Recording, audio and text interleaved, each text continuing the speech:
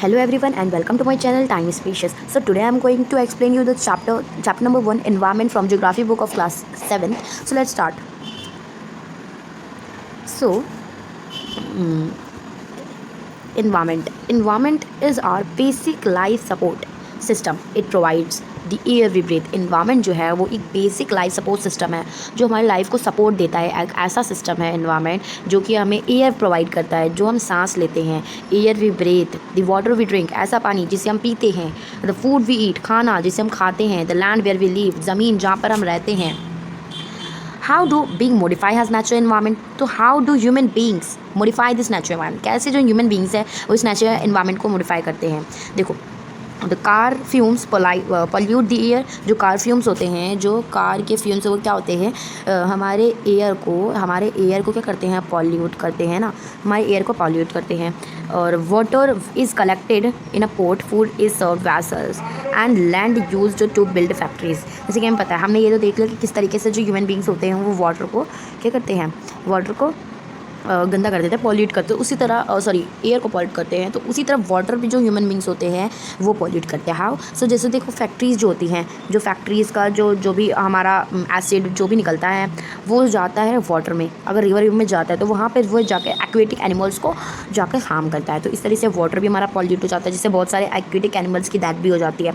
Human beings में cars, mills, factories and manufacture containers. This is being how beings modify this, जो भी है, ठीक है। तो क्या है, ह्यूमन जो बींग्स है वो बिल्डिंग्स बना रहे हैं, कार्स बना रहे हैं, मिल्स, फैक्ट्रीज, ये सब चीज़ें मैन्युफैक्चर कर रहे हैं, जिससे जो यही है कि किस तरीके से ह्यूमन बींग्स हमारे नेचुरल एनवायरनमेंट को मॉडिफाई कर रहे हैं, ठीक है। तो यहाँ पर आपको एक स्टोरी दे रखी है कि चलो स्टोरी को रहने देते हैं, हम अपने मेन टॉपिक्स पढ़ लेते हैं जो हमारा मेन है। तो स्टार्ट करते हैं कि कंपोनेंट्स ऑफ इन्वायरमेंट। तो हमारे इन्वायरमेंट के टोटल 3 कंपोनेंट्स हैं, हमारे इन्वायरमेंट के टोटल 3 कंपोनेंट्स हैं, जो कि हैं human made, natural and human made, natural and human. तो देखते हैं नेचुरल में क्या होता है। नेचुरल में हमारा वाटर आ जाता है, जिसे हम हाइड्रोस्फीयर कहते हैं। एयर में आ जाता है हमारा एटमॉस्फेयर, मतलब एयर जिसे हम एटमॉस्फेयर कहते हैं, लैंड जिसे हम लिथोस्फीयर कहते हैं, लिविंग बींग्स जिसे हम बायोस्फीयर कहते हैं। मतलब ये तीनों चीज़ें मिलके क्या बनाती हैं, बायोस्फीयर बनाती हैं, जिसमें लिविंग जो लैंड हमारे जितने भी लिविंग ऑर्गेनिज्म होते हैं बायोस्फीयर में। अब आगे आ जाते हैं ह्यूमन मेड तो आपको पता ही होगा, buildings, park, bridges, roads, fountain, monuments and industries. तो ये सब चीज़ें आ गई। अब ह्यूमन में क्या आ गई आपकी, ह्यूमन बहुत ईजी है। देखो, इंडिविजुअल है ना, हम खुद आ गए, फैमिली आ गई हमारी, community, religion, educational, economic, political situation, ये सब चीज़ें, गवर्नमेंट और जो भी, ठीक है। और अब आगे देखते हैं क्या है, आगे है हमारा, देखो एक यहाँ पे क्वेश्चन दिखा है, वाई आर इन्वायरमेंट चेंजिंग, हमारा जो इन्वायरमेंट है वो चेंज क्यों हो रहा है। किसने पूछा, इकबाल ने, इन्हीं में से होगा कोई इकबाल, उसने पूछा। तो it is all because of our needs, ये सब हमारी ज़रूरतों के लिए ही बदल रहे हैं। There are increasing day by day, we are there for modifying at times are destroying our natural surroundings, the teacher replied, ठीक है। देखो क्या हुआ कि हम अपनी नीड्स से हमारा जो इन्वायरमेंट हो रहा है वो चेंज हो रहा है। जैसे मान लो यहाँ पर एक आपका फॉरेस्ट है, उसमें बहुत सारी क्या है आपके ट्रीज़ है, लेकिन हमने उसे अपनी नीड के लिए क्या कर दिया, उनको कट कर दिया। उन ट्रीज़ को अपनी नीड्स के लिए, फॉर आर नीड्स, हमने उसे पेड़ को जो भी थे वुडन उस वुड के लिए हमने उस पेड़ को कट किया। तो इससे क्या हुआ, फॉरेस्ट चेंज हुआ। वहाँ पर जो भी ज़्यादा, अगर देखो ज़्यादा ट्रीज़ रहेंगे तो हमें ऑक्सीजन बहुत अच्छे से मिलेगा, हमारी जितने भी नीड्स होंगी उस ट्रीज़ से वो सभी चीज़ें मिलेंगी। लेकिन अगर हम अपनी नीड के लिए फॉरेस्ट को कट कर देंगे तो क्या होगा, हमें ये सब चीज़ें मिल पाएंगी, क्या नहीं मिल पाएंगी। बाकी देख लेते हैं, from the above conversation you understand that the place. अब देखो यहाँ पे इन्वायरमेंट की आपकी डेफिनेशन है, the place, people, that and nature surround any living organism is called environment. क्या है कि the place, people, things and nature that surround me any living organism is called environment, ठीक है। It is combination of natural human made phenomena, while natural environment refers to both biotic and abiotic condition existing on the earth। देखो इस para में क्या था, हम अगर देखें तो इस पैरा में ये है कि जितने भी जगह हैं, लोग हैं, चीज़ें हैं, हमारी नेचर की जो भी थिंग्स हैं, जैसे हमारा प्लांट्स आ गया, वाटरफॉल, फॉरेस्ट, माउंटेन्स, ये सब चीज़ें, तो ये और surround by any living organism, कोई भी लिविंग ऑर्गेनिज्म, ये क्या होगी आपकी एक हमारा इन्वायरमेंट बनाती है। ये कॉम्बिनेशन होता है नेचुरल और ह्यूमन मेड दोनों का, ये फेनोमेना है ना, नेचुरल ह्यूमन मेड दोनों ही, जहाँ पर नेचुरल इन्वायरमेंट जैसे हमारी बायोटिक और अबायोटिक कंडीशंस दोनों ही हमारे अर्थ में एग्जिस्ट करती है। अब देखो बायोटिक क्या हो गया, बायोटिक हो गया हमारा the living world the world of living organism, मतलब हमारे लिविंग ऑर्गेनिज्म का वर्ल्ड, जिसे हम कहते हैं जो आगे जैसे प्लांट्स एंड एनिमल्स, और अबायोटिक जो कि नॉन लिविंग एलिमेंट्स होते हैं, लैंड हो गया है ना, एयर हो गया, जो human environment reveals the activities, creations, interactions among human beings. ये ह्यूमन इन्वायरमेंट में जैसे हमारी रिवील द एक्टिविटीज़ हो गई, क्रिएशंस हो गए, इंट्रैक्शंस अमॉन्ग ह्यूमन बींग्स, ठीक है। और वर्ड ओरिजिन दिया गया है, क्या है कि जो इन्वायरमेंट है ये फ्रेंच वर्ड है जिसका मतलब होता है इन्वायरनर। इन्वायरनर मीनिंग होता है हमारा नेबरहुड, क्या होता है नेबरहुड, ठीक है। अब आगे बढ़ते हैं नेचुरल इन्वायरमेंट। तो नेचुरल इन्वायरमेंट क्या होता है? Land, soil, air, plants, animals comprise the natural environment. देखो नेचुरल इन्वायरमेंट क्या होगा, जो हम ऐसा इन्वायरमेंट जो हमें नेचुरली मिला है। तो नेचुरली क्या आ गया, हमारा लैंड आ गया, हमारा लिथोस्फीयर, वाटर आ गया, हमारा हाइड्रोस्फीयर, एयर आ गया, हमारा एटमॉस्फेयर, प्लांट्स एनिमल्स आ गए, हमारे बायोटिक फैक्टर्स। तो ये सब क्या है, मिलके एक नेचुरल क्या बनाते हैं, natural you are familiar with meaning of lithosphere, hydrosphere, atmosphere and biosphere, your previous classes. हाँ, जैसे लिथोस्फीयर क्या होता है, हमारी ज़मीन लैंड हो गया, हाइड्रोस्फीयर क्या हो गया, हमारा वाटर हो गया, एटमॉस्फेयर हमारा एयर हो गया, बायोस्फीयर जो ये सब मिला के बनाते हैं जिसमें हमारे लिविंग बींग्स होते हैं, वो सब हमारा बायोस्फीयर हो गया, ठीक है। अब लिथोस्फीयर क्या होता है, देखो यहाँ पे आपकी डेफिनेशन भी दे रखी है, lithosphere is the solid crust, lithosphere is the solid crust or the top layer of the earth. It is made up of rocks, minerals and covered with a thin layer of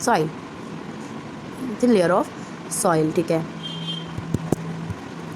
अब आगे चलते हैं, thin layer of soil ये हो गया था, ठीक है। अब आगे देखते हैं, it is a irregular surface. देखो लिथोस्फीयर क्या होता है, एक सॉलिड क्रस्ट होता है जो कि एक हार्ड और दी हार्ड टॉप लेयर होती है हमारे अर्थ की, टॉप लेयर। ये किससे बनती है, रॉक से, मिनरल्स थे, रॉक से, मिनरल्स से, और covered by thin layer of soil, जो कि थिन लेयर ऑफ सॉइल से कवर्ड होती है। It is an irregular surface with various landforms such as mountain, plateaus, plains, valleys, etc. तो क्या होता है कि एक इस सरफेस में, मतलब इस लिथोस्फीयर में, हमारे लैंड में क्या होता है, नेचुरली हमारा एक तो माउंटेन हो गया, ठीक है, माउंटेन होता है, हमारे वैलीज़ होती हैं, प्लेन्स हो गए, के हाउसेज, ये सब चीज़ें जो होती हैं, हमारी बिल्डिंग्स प्रेजेंट होती है हमारे लैंड पे, ठीक है। अब आगे चलते हैं, land forms and found over the condition and also in ocean floors. Lithosphere is the domain of the provide earth, forest, grassland for grazing, land for agriculture, human settlements, it is also source of mineral wealth, ठीक है। तो lithosphere जो होता है एक ऐसा domain है जो कि हमें फॉरेस्ट प्रोवाइड करता है, ग्रासलैंड फॉर ग्रेजिंग के लिए, है ना, ग्रेजिंग मीन्स गाय बैल बकरियाँ चरने के लिए, लैंड फॉर एग्रीकल्चर, है ना, लैंड इसलिए भी हमें देता है एग्रीकल्चर के लिए, ह्यूमन सेटलमेंट्स के लिए, है ना। अब आगे बढ़ जाते हैं, और ये मिनरल वेल्थ का एक सोर्स है। देखो यहाँ पे दिया गया है आपका बायोस्फीयर। सो क्या है इसमें देखते हैं। सबसे पहले ये हमारा ये हो गया हमारा एयर, तो ये हो गया हमारा एटमॉस्फेयर, क्या हो गया ये क्या हमारा एटमॉस्फेयर, यहाँ हो गया हमारा एटमॉस्फेयर। अब आगे देखें तो यहाँ ये हमारा वाटर है, क्या है, ये हमारा वाटर है, तो वाटर क्या हो गया हमारा हाइड्रोस्फीयर, क्या हो गया हाइड्रोस्फीयर, वाटर हमारा हाइड्रोस्फीयर हो गया। अब आगे देखते हैं, ये जो यहाँ पे जो लैंड है, ये हमारा क्या हो गया, लिथोस्फीयर हो गया, लिथोस्फीयर। अब यहाँ पे हमें 3 चीज़ें होती है। अब चौथा क्या हो गया कि देखो अब ये हमारा atmosphere plus lithosphere plus hydrosphere, ये तीनों ही मिलके बायोस्फीयर बना रहे हैं। देखो यहाँ पे क्या है, हमारा एयर है, क्या है यहाँ पे हमारा एयर है, ठीक है, ये एयर हो गया। यहाँ पे आपके माउंटेन्स आ गए, ये डक्स आ गई, लिथोस्फीयर भी आ गया, और ये हाउसेज, ये पूरा मिल के क्या बना रहे हैं, एक बायोस्फीयर बना रहे हैं, क्या, बायोस्फीयर, ठीक है। अब आगे बढ़ते हैं, ये डोमेन्स ऑफ द एनवायरनमेंट है। अब आगे देखते हैं, the domain of water refers to hydrosphere. अब हाइड्रोस्फीयर क्या होता है, डोमेन ऑफ वाटर का डोमेन, जो कि हमें रिफर करता है हाइड्रोस्फीयर, पता चल गया हाइड्रोस्फीयर, जो भी वाटर होगा वो आपका हाइड्रोस्फीयर ग्रुप, ठीक है। It comprises various sources of water and different types of water bodies like rivers, lakes, seas, oceans. It is essential for all living organisms. The domain of water, it comprises various sources of water. ये बहुत ही अलग अलग तरीके के sources of water comprise करता है। और different type of water bodies होती हैं, जैसे हमारी रिवर हो गया, ठीक है, नदियाँ, लेक, झील होगी, से समुद्र हो गए, सागर, महासागर, ये सब चीज़ें हो गई, ये सब हमारी आ जाती है हाइड्रोस्फीयर में। It is essential for all living organism, ये ऑल लिविंग ऑर्गेनिज्म के लिए बहुत एसेंशियल होता है। जैसे रिवर, लेक, सीज में आपके क्या होते हैं, बहुत ही फ्रेश वाटर प्रेजेंट होता है ना, फ्रेश वाटर प्रेजेंट होता है। और ओशंस में आपका जो वाटर होता है वो सैलाइन वाटर होता है, जिसमें नमक, जिसे हम बोलते हैं ना सॉल्ट प्रेजेंट, सॉल्टी वाटर होता है, और ये सभी ऑर्गेनिज्म के लिए बहुत ही ज़्यादा एसेंशियल है। अब आगे आ जाते हैं एटमॉस्फेयर पे। The atmosphere of the thin layer of the air that surround the earth. अब एटमॉस्फेयर की डेफिनेशन क्या होगी? देखो मैं बताती हूँ क्या होगी definition. The thin layer of air, the thin layer of air that surrounds the earth are called, कह सकते हैं आर कॉल्ड एटमॉस्फेयर। एटमॉस्फेयर, ठीक, ये हो गया हमारा। अब आगे देखते हैं क्या है। The gravitational force of the earth hold the atmosphere and it protects us from the harmful rays scorching layer of the sun. अब ये क्या होता है, जो हमारा एटमॉस्फेयर होता है, ग्रेविटेशनल फोर्स होता है हमारे अर्थ का, जो कि हमारे एटमॉस्फेयर को पूरा क्या कर रखा होता है, अराउंड इट कर रखा होता है, और प्रोटेक्ट अस, हमें प्रोटेक्ट करता है हार्मफुल रेज से। जो भी हार्मफुल रेज आती हैं सन से, उससे हमें प्रोटेक्ट करता है, उससे हमें क्या करता है, प्रोटेक्ट करता है। तो देखते हैं कि it consist of a number of gases, dust and water vapour. Changes in the atmosphere produce changes in the weather and climate. क्या है, ये बहुत नंबर ऑफ गैसेस कंसिस्ट करता है। जैसे हमारे एटमॉस्फेयर में आगे हम देखेंगे कि हमारे एटमॉस्फेयर में कितनी टाइप्स ऑफ जो होती हैं गैसेस प्रेजेंट होती हैं। हमारे एटमॉस्फेयर में कितनी टाइप्स ऑफ गैसेस प्रेजेंट होती हैं, जो कि जैसे हम जानते हैं कि हमारे एटमॉस्फेयर में नाइट्रोजन प्रेजेंट है, ऑक्सीजन प्रेजेंट है ना, नाइट्रोजन प्रेजेंट है, ऑक्सीजन प्रेजेंट है, और क्या क्या प्रेजेंट है, nitrogen, oxygen, argon, carbon dioxide, है ना, ये सब चीज़ें हमारे एटमॉस्फेयर में प्रेजेंट है। जैसे कि इसमें बहुत सारे जो है नंबर ऑफ गैसेस प्रेजेंट है, डस्ट प्रेजेंट है, वाटर वेपर है। वाटर वेपर हमारे एटमॉस्फेयर में नदी से क्या होता है, पानी जाता है सन तक, सन क्या करता है, इसे इवेपोरेट करता है, भाप बनकर जाता है, ऊपर बादल बन जाता है, वाटर वेपर होता है, ठीक है। अब आगे देखो, plant animal kingdom together make the biosphere और द लिविंग वर्ल्ड। यहाँ पे आपको बायोस्फीयर की डेफिनेशन मिल जाती है। Plant and animal kingdom together make the biosphere और the living world. It is a narrow zone of the earth, where land, water, air interact with each other and to support life. अब what is ecosystem क्या होता है, देखो यहाँ पर आपकी एक मेन डेफिनेशन मिल जाती है इकोसिस्टम की, जो कि आपकी क्या है, बहुत ज़्यादा इम्पॉर्टेंट है, जो कि बहुत ज़्यादा ही ये हो जाती है आपकी इम्पॉर्टेंट, ये आ सकती है आपके पेपर में, इम्पॉर्टेंट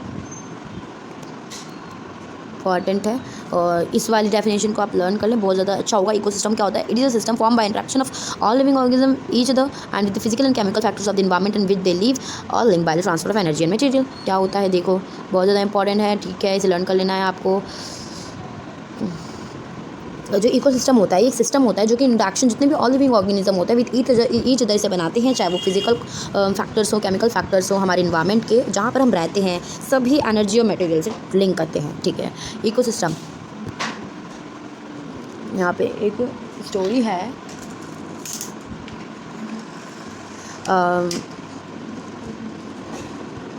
इस स्टोरी को जान देते हैं। आप पॉन्ड इकोसिस्टम, यहाँ पे पॉन्ड किस तरीके से इकोसिस्टम बना रहा है, देखो यहाँ पे जितने भी लिविंग बींग्स होती हैं आपस में इंटरेक्ट करती हैं। तो यहाँ पे आपके बफेलोज़ दिख गई, और क्या दिख गई, यहाँ पे ये देखो इस तरीके से डियर है, और जिराफ है, यहाँ पर डक है ना, डक, और यहाँ पे आपके प्लांट्स दिख गए, यहाँ पे ग्रीनरी है आपकी, जितने भी प्लांट्स हैं वो सब है। तो ये पॉन्ड का इकोसिस्टम है। अब आगे देख लेते हैं, डू यू नो कि 5 जून हर साल में और 5 जून को हर साल वर्ल्ड एनवायरनमेंट डे मनाया जाता है। देखो यहाँ पर तो आपकी एक स्टोरी दी गई है, इसको छोड़ आगे हम देखते हैं। All plants and animals and human beings, all plants and animals and human beings depend on their immediate surroundings. Often they are also independent on each other. This relation between the independent on each other, this relation between the living organism as well as relation between the organism and their surroundings form an ecosystem. ये तो हमने देख ही लिया था। They could be an ecosystem of large rainforest, grassland, desert, mountain, lake, river, ocean, even small pond.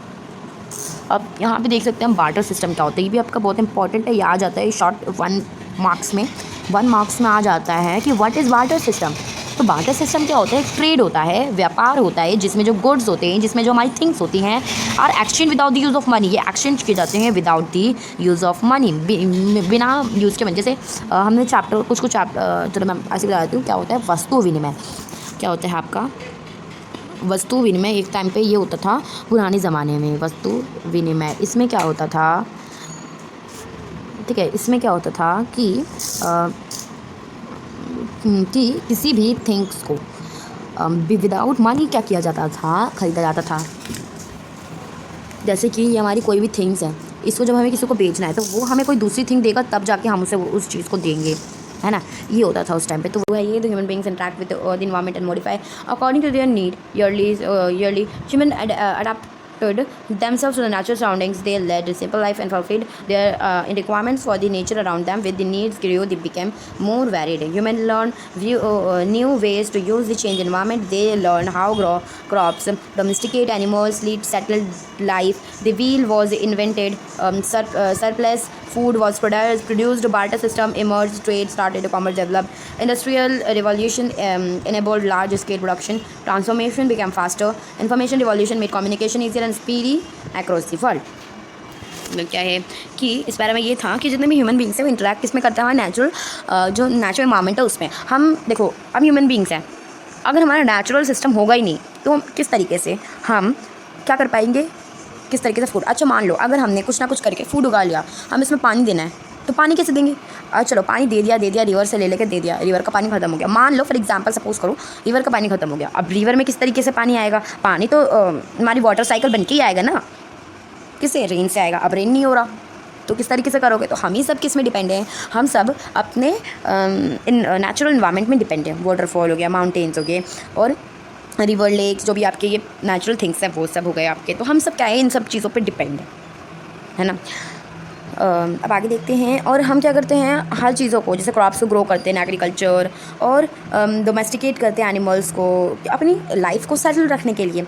अच्छा हम agriculture कर रहे हैं, उससे हम अपनी बेसिक नीड्स को फुलफ़िल कर लेंगे, जाके उसे कमर्शियल प्रोडक्ट्स देकर उसे क्या कर देंगे, बेच देंगे, सेल कर देंगे। फिर उसके बाद हम क्या कर रहे हैं, अब सेल कर रहे हैं उस जो एग्रीकल्चर से निकले वाले जो सामान है वो हम खुद भी रख रहे हैं, तो इससे हमारा भी प्रॉफिट हो रहा है और उस टाइम का भी प्रॉफिट हो रहा है कि हम उससे पैसे भी कमा पा रहे हैं। अगर हम डोमेस्टिकेट कर रहे हैं, रियरिंग कर रहे हैं लाइफ स्टॉक को, तो क्या कर रहे हैं, उससे हमें मीट मिलेगा, मिल्क मिलेगा, एग्स मिलेंगे, तो ये सब चीज़ें हमें मिलेंगी, तो इससे हमारी भी नीड्स फुलफिल हो रही है और पैसे भी मिल रहे हैं। तो इस तरीके से जो ह्यूमन्स होते हैं वो अपनी लाइफ को सेटल करते हैं। अब यही था इसमें। और क्या है, have you ever thought why you love eating a juicy watermelon in summer in hot roasted peanuts in winter. So यहाँ पूछा है कि eating a juicy watermelon in summer, मतलब आप समर में जूसी वाटरमेलन खाना क्यों पसंद करते हो, या और हॉट रोस्टेड पीनट्स विंटर में खाना क्यों पसंद करते हो, है ना। A perfect balance is necessary between the natural human environment. हमारे नेचुरल ह्यूमन इन्वायरमेंट में बैलेंस होना नेसेसरी है। Human must learn to live the use environment in harmonious way. अब यहाँ पर आपको स्टोरी दी गई है, आगे आपका चैप्टर ख़त्म होता है। Thank you, bye bye, thanks for watching.